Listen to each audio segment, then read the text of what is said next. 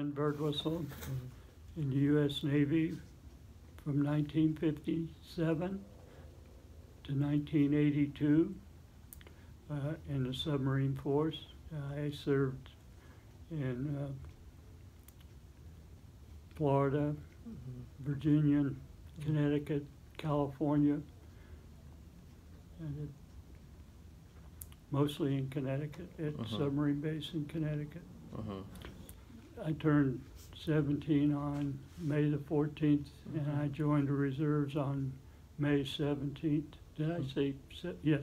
And then I went to submarine school in June of 1957. So when I graduated from high school the following year, I went directly to the submarine force. I was fortunate to serve with several World War II vets that had been in the submarine force during World War II. They, you know, very inspirational. It was a different Navy when they were in. But then I went to nuclear power school and served on FBM submarines for 7 years. And then my last 6 years I served on fast attack submarines, retiring as the chief of the boat on the USS Grayling in 1982. Well, my brother, who's 6 years older, was in the Navy, and he wasn't enjoying it.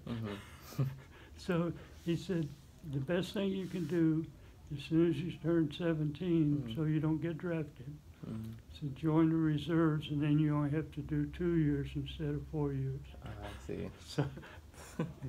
So I went in with the intention of doing 2 years and going back home, but I enjoyed it, so I stayed. I don't know, there was a freedom, but there was also, you know, it was regimented. You knew what you were supposed to do, and I was learning spray painting, which I wasn't very good at. Then I got to work in the diesel engine rooms, which I really enjoyed, big engines.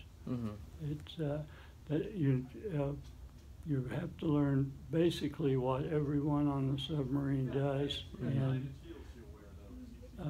all the systems on the submarine and the purpose of the submarines. They give you 9 months to do that.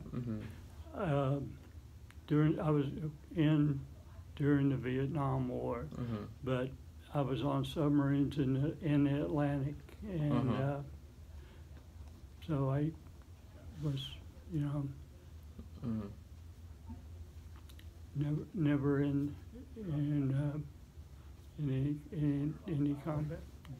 I don't think I envisioned being a soldier ever, or a Marine. You know, that was just.